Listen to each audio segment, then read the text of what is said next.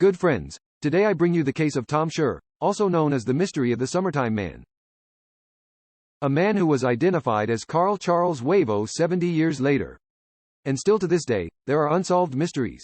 He was found dead at 6:30 on December 1, 1948, on the beach of San Martin, in the city of Adelaide, Australia.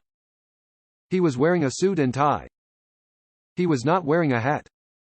Something very strange at that time. And although it was hot that day, she was wearing a brown knitted sweater and a grey European-style jacket. In their pockets, they found bus and train tickets, a pair of combs, a pack of cigarettes and some matches. He had no wallet or ID and was clutching a piece of paper that read Tamame School. Or what is myself is finished in Farsi. Near the corpse they found a suitcase with some clothing and several incoherent writings that are thought it was a code. That's why investigators thought he was a Russian spy. Public interest in the case was due to a number of factors.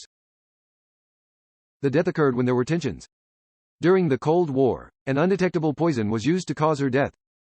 He had no identification and the possible existence of a secret code in a book, along with the possibility of unrequited love. Pathologist John Burton Kellen listed him as a British-looking man between 40 and 45 years of age and in perfect physical condition. 70 years later, the police, in yet another attempt to solve the case, exhumed the body and entrusted the task of identifying it to university professor Derek Abed. Derek reconstructed a family tree through DNA obtained from hairs kept by the authorities. The end result was the name Carl Wavo. They compared the DNA remains with living relatives of this man and found the match.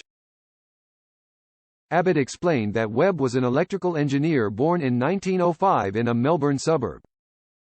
He married Dorothy Robertson, who may have been behind his arrival in Adelaide. There is evidence that he had separated from his wife and that she had moved to South Australia. Possibly he came looking for her. And although everything seems clear to you, it is far from it.